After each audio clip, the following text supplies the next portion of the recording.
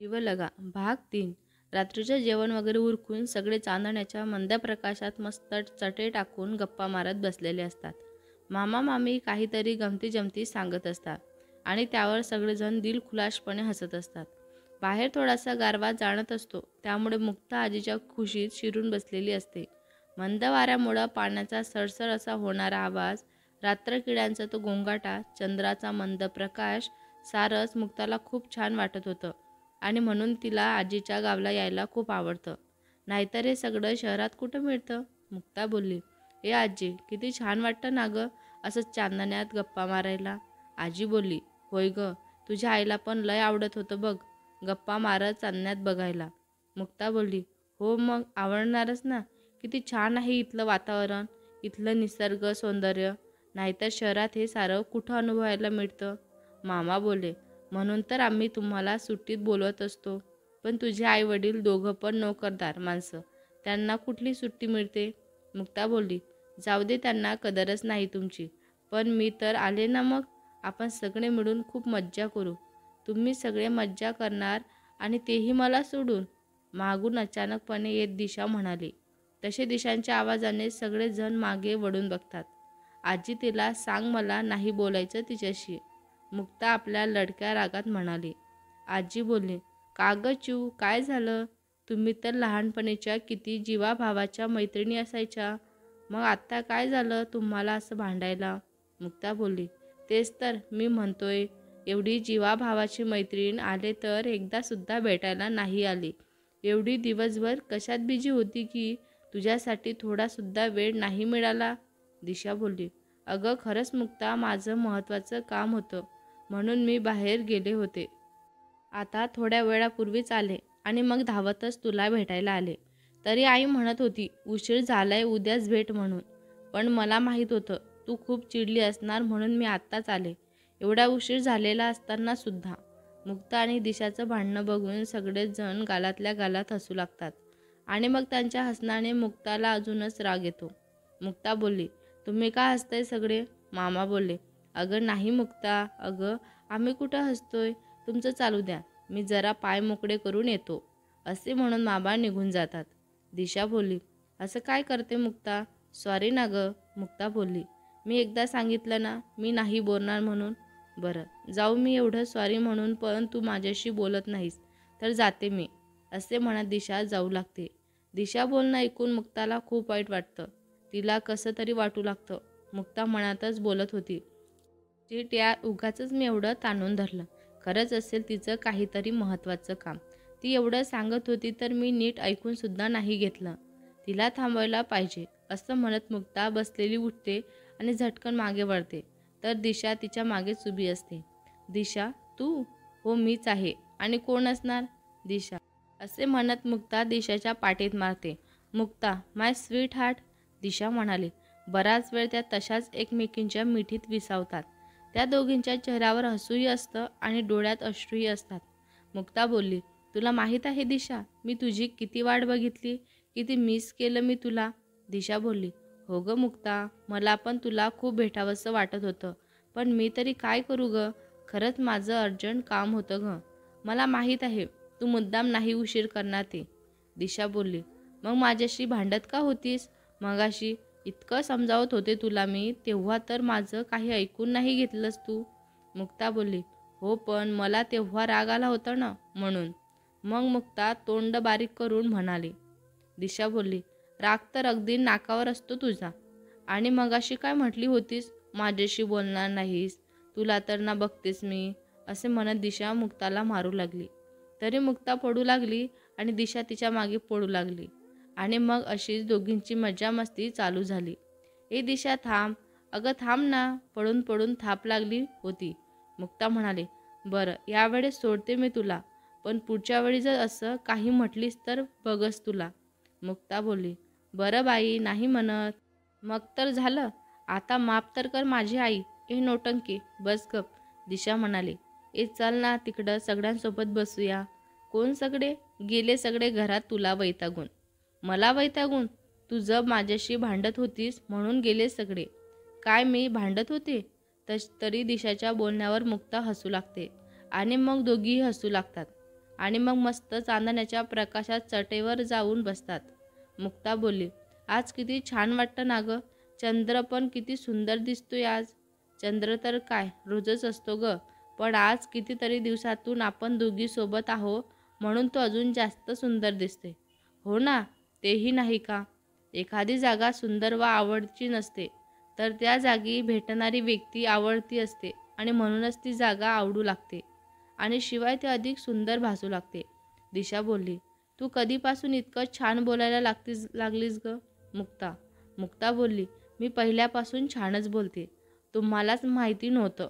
दिशा बोलली, जरा काय कौतुक केलं तर तू लगेच हरभऱ्याच्या झाडावर चढलीस. मुक्ता बोलली, बरं ते जाऊ दे. मगाशी तू तर गेली नव्हतीस, मग मला तुझ्या पावलांचा आवाज कसा ऐकू आला? कारण मला माहीत आहे तुझा राग कापरासारखा आहे.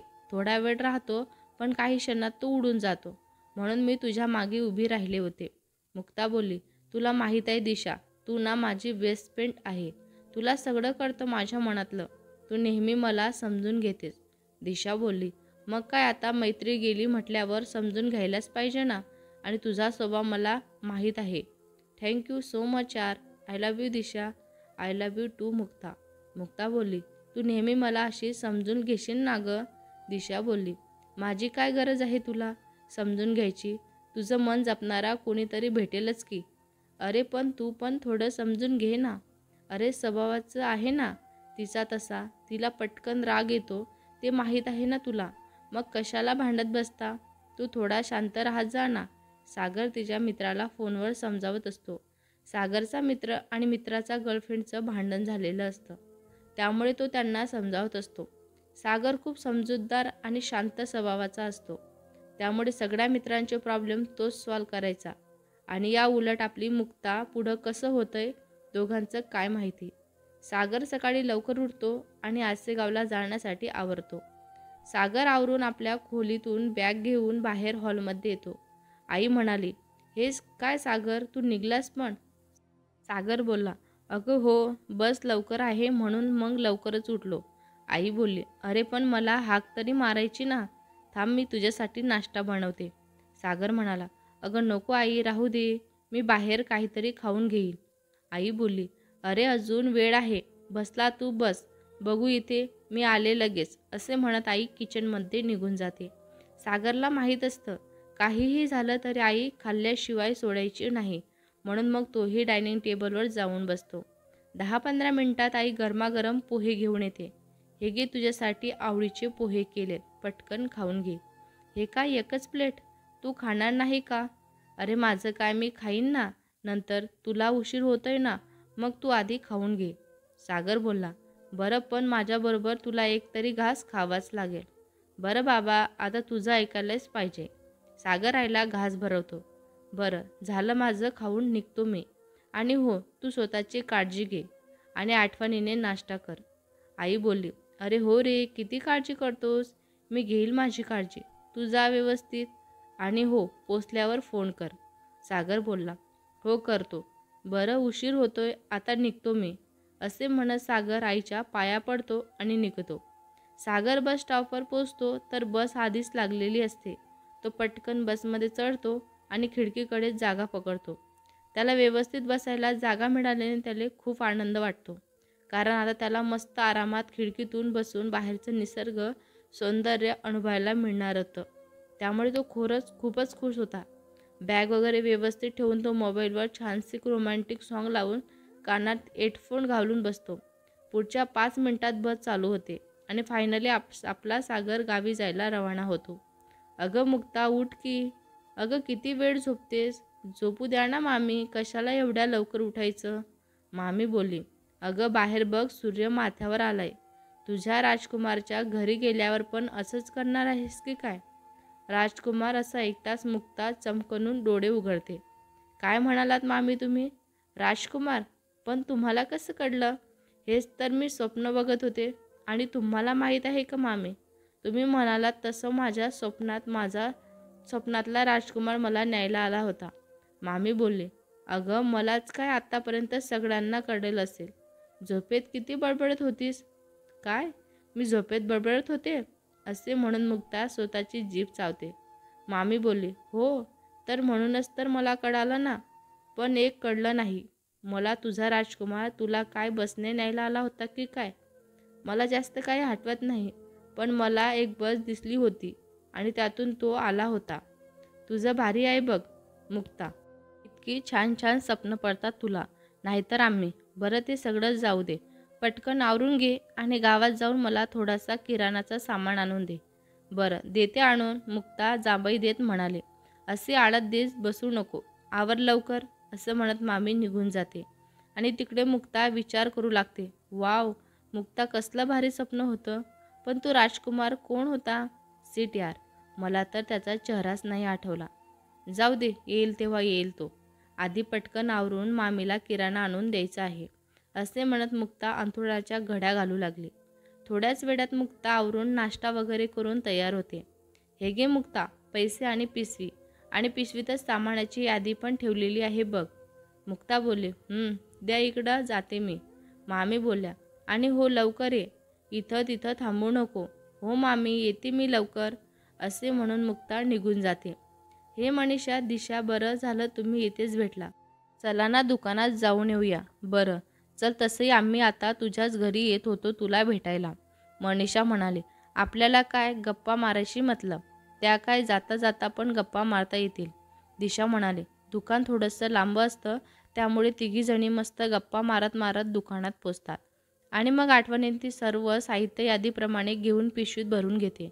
आपण खायला काय घ्यायचं? मुक्ता म्हणाली, ते बघ तिकडं नरड्याचा पुडा आहे, तो घेऊया का? मला खूप आवडतो. मनीषा म्हणाले, दिशा, मग आपण तिघींना पण नरड्याचा पुडा घेऊया ना? हो घेऊया, मला पण नरड्या आवडतात. दिशा म्हणाली. तिघी मस्तपैकी आपल्या हाताच्या 5ही बोटात नरड्या अटकून खात असतात. तशाच त्या खात खात घरी यायला निघतात, कारण मामीने लवकर घरी बोलावलेलं असतं. तेवढ्यातच मागून अचानक जास्त वेगाने बस येते आणि थोडीशी पुढे जाऊन उभी राहते आणि त्या एकदम घाबरून बाजूला सरकतात. कशी बस चालवतात लोक? आधीच रस्ता एवढा एवढा आणि त्यात फास्ट गाड्या. चालणाऱ्या लोकांनी कसं चालायचं रोडवर? बघ ना, आणि त्यात आणखीन भर म्हणून ते खड्डे. त्या दिघींचं बोलणं चालूच असतं. तेवढ्यात त्याच बसमधून उतरून एक मुलगा त्याच्या जवळ येऊ लागतो आणि तो दुसरा तिसरा कोणी नसून आपला सागरच असतो बरं का.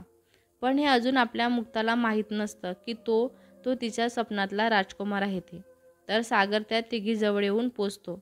सागर बोलला, एक्सक्यूज मी, मी खूप दिवसांनी इकडे आलो, तर मला आठवत नाही की हे जे रोड 2 आहेत त्यापैकी कोणता रोड वस्तीकडे जातो, तर तुम्ही माझी मदत कराल का? मुक्ता म्हणाली, हो हो, का नाही, नक्की मदत करू. सागर बोलला, थँक्यू सो मच.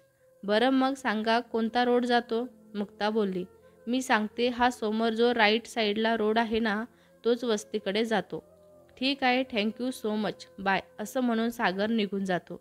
मुक्ता, तू त्याला चुकीचा रोड का सांगितलंस? थोडीशी गंमत करावीशी वाटली म्हणून. अगं पण तो आता उगाच इकडं तिकडं फिरत राहील ना. थोडा वेळ फिरत राहील, पण कोणीतरी बरोबर रस्ता त्याला सांगेलच ना. सो चिल, जास्त टेन्शन नको घेऊ. कसला हँडसम दिसत होता अगं तो, दिशा म्हणाली. तू गप ग दिशा. अगं पण मुक्ता, घरी कुणाला कळलं तर? नाही कुणाला कळत. बरं आता चला, घरी उशीर होतोय. आता मुक्ता समोर पुढं काय बोलणार म्हणून दोघी पण गप्पच बसतात आणि घरी जातात. अरे सागर, ये, अरे कधीपासून तुझी वाट बघतोय. सागरचं स्वागत करत काका म्हणाले. अहो काका ते, असे म्हणत सागर बोलता बोलता थांबतो. काका बोलले, अरे काय झालं सागर, बोलता बोलता का थांबलास? अहो काही नाही काका, ते जरा रस्ता चुकलो होतो. बरं ठीक आहे, जा तू हातपाय धुवून घे, मग आपण निवांत गप्पा मारू, काका म्हणाले. सागर फ्रेश होतो, पण अजूनही तो त्या मुलीचा विचार करत असतो. त्याला खूप राग येत असतो. आज मला बिना कामाचं तुम्ही एवढ्या उन्हातान्हात फिरवलं.